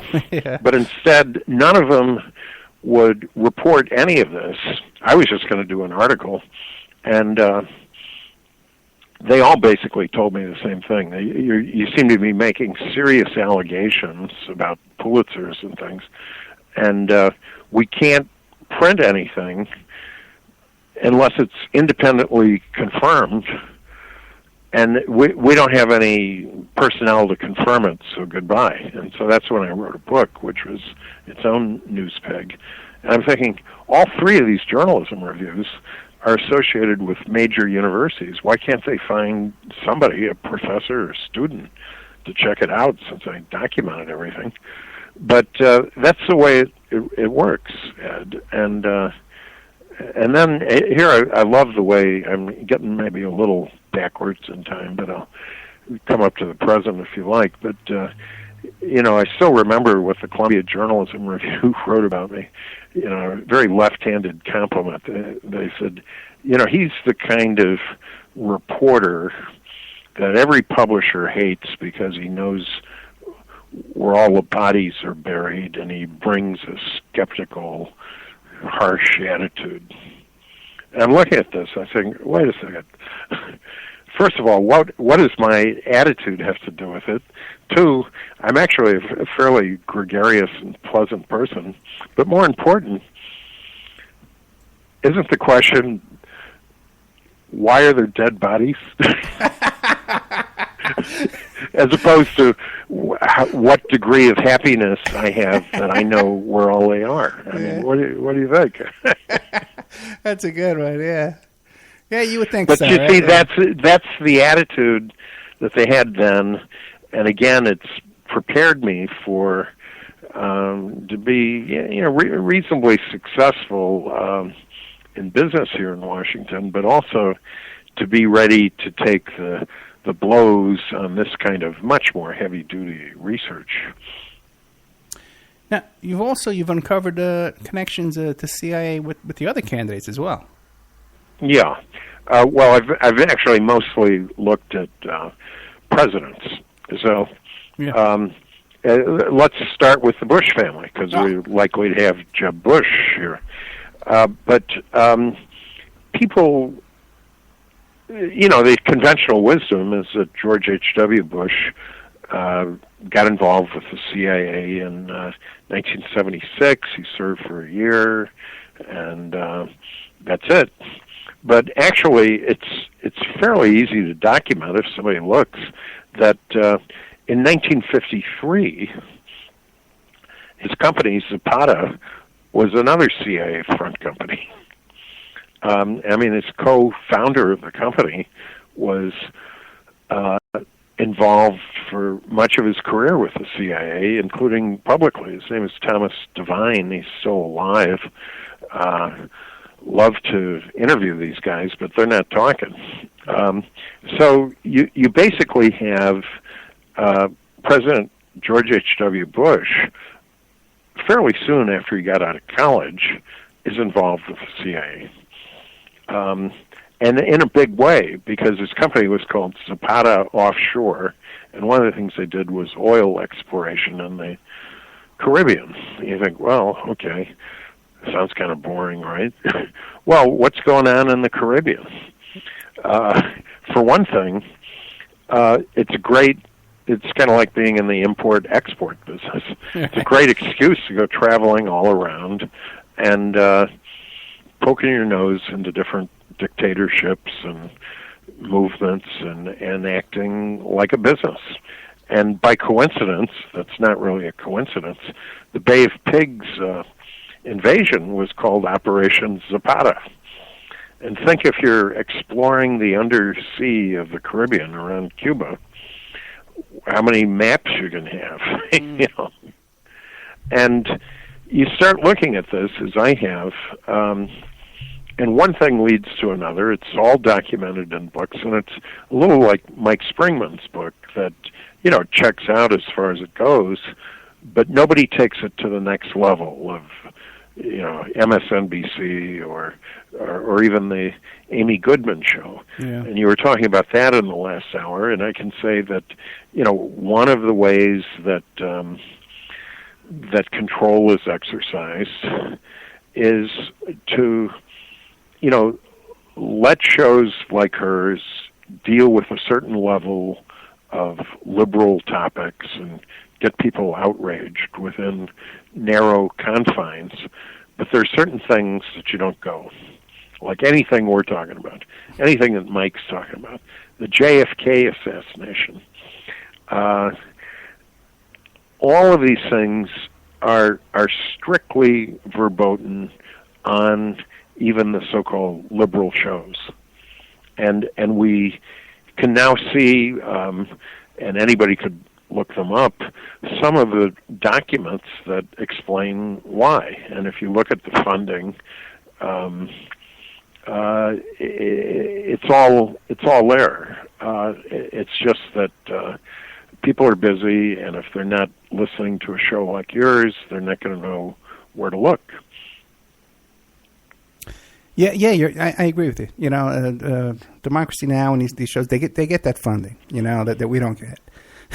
Well, here's a very specific way, and it actually goes back to a little something that Mike, who lives in Washington, as I do, we start reading these obituaries, and you see, so-and-so, a major publishing executive or whatever, and then there's this little paragraph, he began his career as a CIA officer, and you think, wow, well, that's kind of interesting. And I'm not saying Amy Goodman is like that, but here's what I am saying. When Bill Moyers retired again in January, the Washington Post had this long story about his career, and they said he's in charge of the Bill Moyers Foundation with assets of $28 million that helps give grants to such programs as Amy Goodman's Democracy Now!, about $700,000 a year, as I recall, Mother Jones, The Nation, and a bunch of liberal publications. And a friend of mine who researches the JFK stuff, which I'm belatedly looking at quite intensely, and I'm in touch on a daily basis with the top researchers. But one of the guys who's been studying this for 40 years, when I wrote about this Bill Moyers Foundation, he said, boing, or words to that effect, he said, the bells go off. None of those shows or magazines will touch the real story of the JFK assassination. And then you start thinking, well, what was Bill Moyers doing in 1960? He was there in Dallas, yeah. Well, not only that, he was communications director for Vice President Lyndon Johnson. Oh, really? And the day after the assassination, he became communications director for President Johnson. Wow. And if you look at the declassified memos, I'm getting a cold chill just talking about this, you see that the number 2 guy at the Justice Department, right under Bobby Kennedy, wrote a long memo to Bill Moyers on November 25th, 3 days after the assassination, and he said in the memo, which anybody can look up now, the most important thing is to convince the American people that Lee Harvey Oswald did this acting alone, and that there was nobody else involved.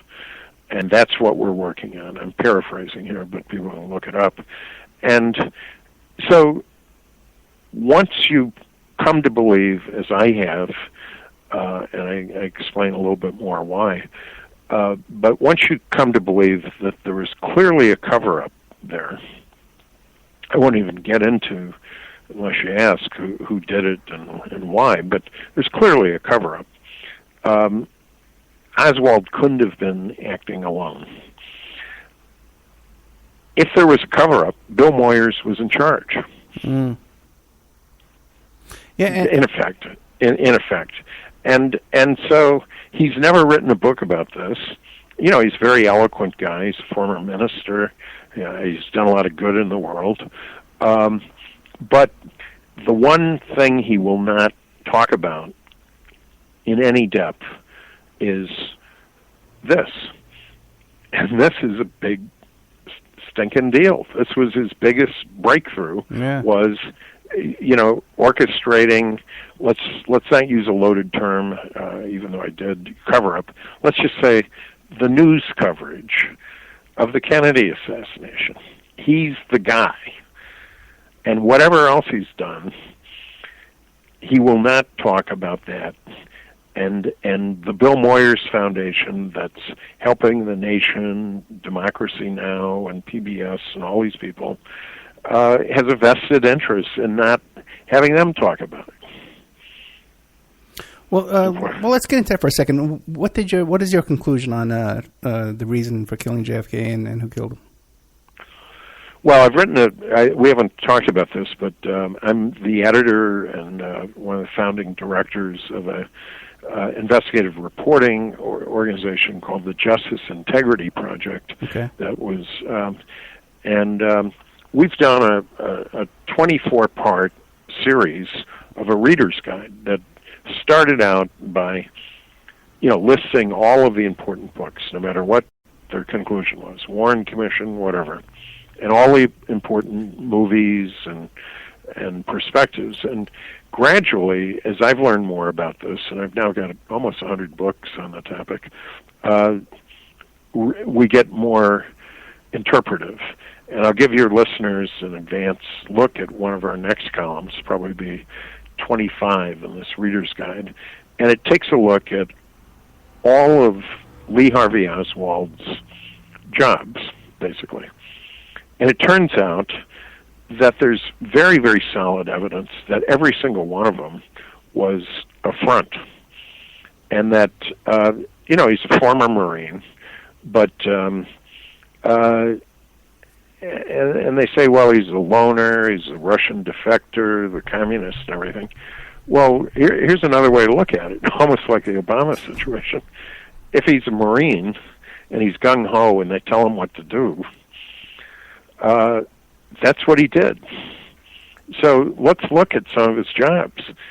How many of your listeners, I can't hear them, but have thought about what one of his jobs in the Marines was?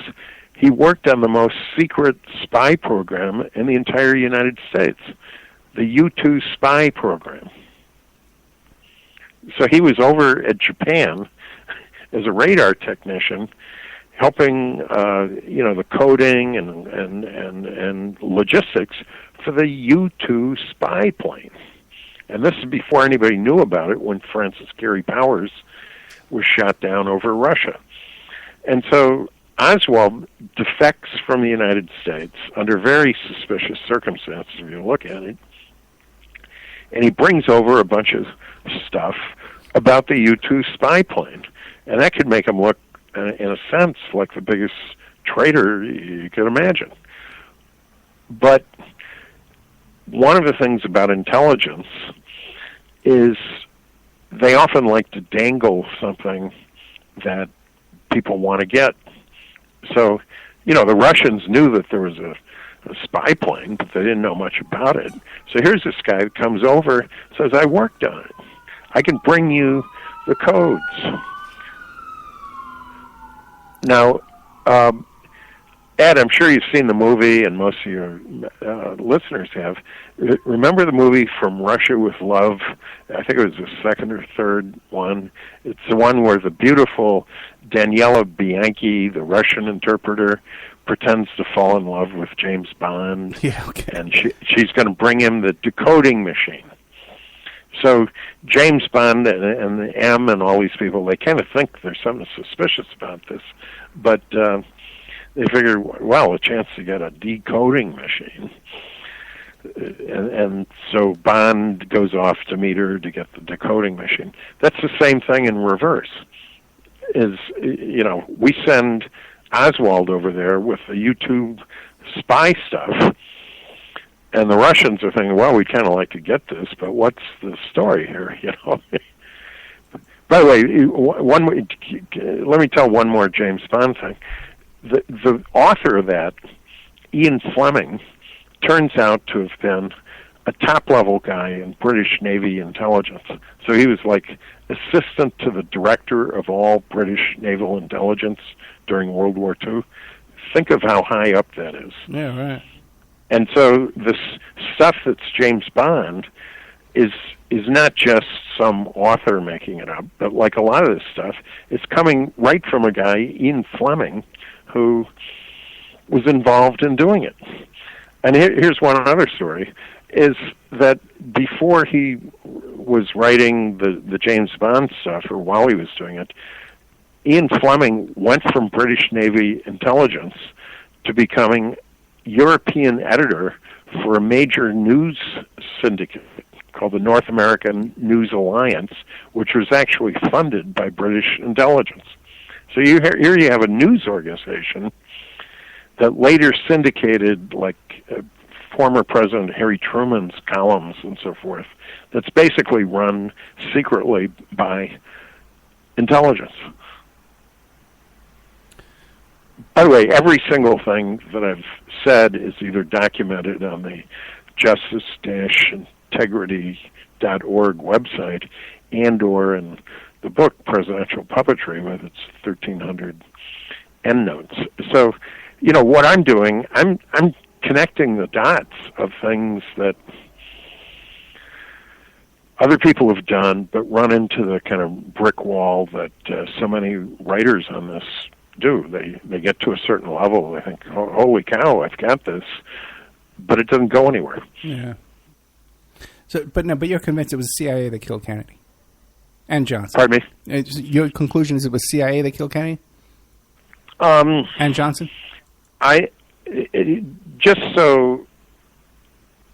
Well, not necessarily Johnson, although some people think that. The way I would look at it is the CIA is basically the operational arm for what I call the puppet masters. So the CIA back then, and to some extent now, first of all, 95% of the people who work there, and I know many of them. In fact, I point out in the book that my mother was a well-known reporter and writer in New York, and I looked up her boss because she was a covert operative, and on that same, so I'm not hostile to people. I'm just descriptive. So 95% of the people are just doing their job, looking forward to Friday and the weekend, and don't know any of this stuff really.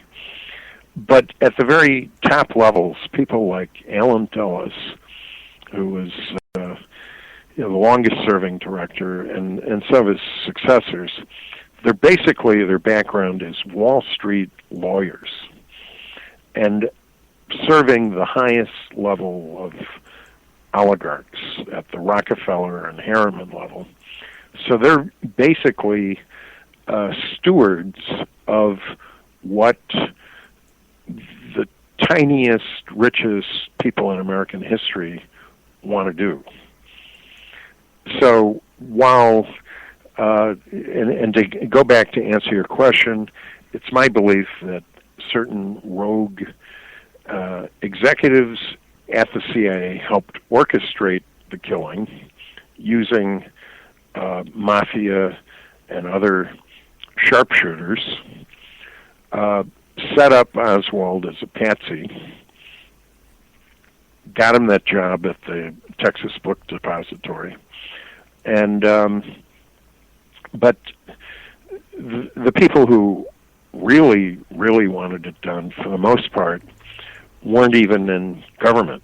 They're the people who wanted to keep the Vietnam War going. They're the people who wanted to take back Cuba, who were against desegregation, which was very big in 1963, and didn't want Kennedy to remove Johnson from the ticket.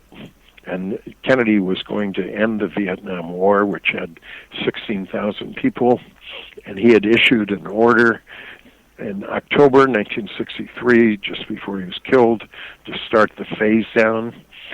And so there are a whole bunch of things going on there, probably 5 of them, that the ultra-wealthy, particularly those who just hated communism and were involved in global manipulations, really didn't want. And they were only too happy to, those few knew what the situation was, to take him out. And the motive was to keep the Vietnam War going, to keep segregation? Well, there's probably about 4 or 5 motives, and depending on, some of the Northerners probably didn't care that much about, they may even like desegregation, but some of the people in the South hated that, so that may have been their biggest motive. So there may have been more than one motive, depending on who it was. Now, it's important to remember a few things also that are just totally fascinating. It could be coincidence, or maybe not. But one is that Kennedy had forced out, in effect fired, Allen Dulles from the CIA. He also fired, and let the listeners try to think where I'm going next on this, but he fired 2 other people, and one was General Charles Cable, who was one of the 2 assistant directors under Dulles, and Cable's brother was mayor of Dallas. Oh, Earl really? Cable. Huh? I didn't know that. Nobody wants you to know, except me. That's a good one. Two other people. And by the way, people could even look up on Wikipedia a lot of this stuff, although I think on certain sensitive things, Wikipedia is influenced by its anonymous editors, and I know that for a fact. But they can't run everything, and you could look up the Peter Geithner thing, for example, when basically no newspaper would ever write about it. And here's Tim Geithner, who's one of the most powerful people in the whole country for the entire first term. But at any rate, back to Dallas, and then you start looking at, where was the protection, and what's the standard of protection here? Well, the Secret Service did not write on the back bumpers. A lot of people have seen the YouTube of them being called off writing on the back bumper. The motorcycle formation was not the usual one surrounding the president. They didn't check the windows, which they'd been doing ever since the 1930s. And there were no Dallas police or county police in Dealey Plaza where he was killed. And you think, well, wait a second, you look at this thing, Dealey Plaza, it's like a killing zone, because he's coming in, he's taking a right turn, a car comes almost to a stop in front of the Dallas Book Depository. Where there happens to be a Russian defector working. Yeah, where the Russian defector is working, and then there's this picket fence on a hill that's like 90 feet. I was down there, and you look at this, you say, wait a second. Even somebody who's fired a BB gun once when as a 12-year-old could shoot from behind that fence the 90 feet to shoot at Kennedy. And, it could be from all sides. Yeah. And, there's 6 or 7, I've got a list of 6 or 7 people who have admitted that they were involved in the killing. And by the way, none of them was Oswald. But, these are mob guys that, were caught on tape recordings. A couple of them have even written books saying that they were involved. And Oswald may never have been up on the 6th floor. I mean, he might have been, but Ed, in my view, some of these details, are not so important. I mean, they're important, but they're not crucial. So whether Oswald was in it to some extent or not, I think he was to some extent. That doesn't mean he fired a gun, but he was definitely involved to some extent. But the critical point is we're not getting the whole story. And when I run into people, which I do all the time, say, well, it's a long time ago, who knows, who cares? I say, I go to your list of what you were talking about with Mike a few minutes ago. Benghazi, Seymour Hersh's article this week. And I say, well, how do you expect to figure out these things without some context to the murder of the president in broad daylight and a phony investigation? and so we're supposed to pay attention to what Cy Hersh is saying and develop some kind of judgment without knowing ascertainable facts about the murder of a president. What do you think? And who trusts Cy Hersh to begin with? Because he's in there with these guys as well, you know. Well, I just actually published an article column today, and I didn't reach an ultimate conclusion on that. But what I did was I presented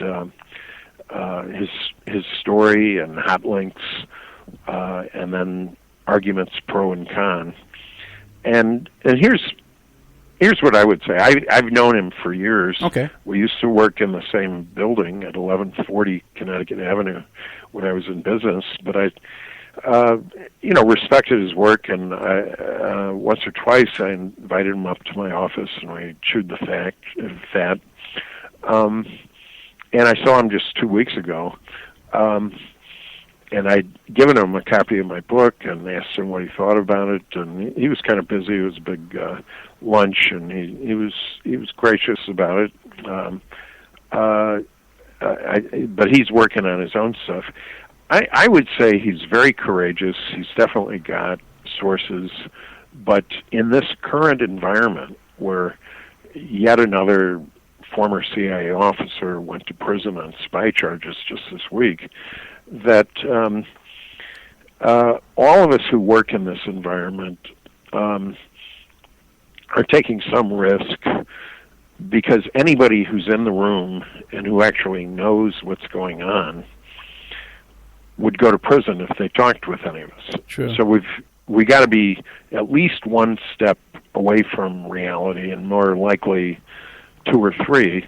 And then you got the problem of, even if you've trusted your sources, are they so scared now in this current environment that they're going to fool you?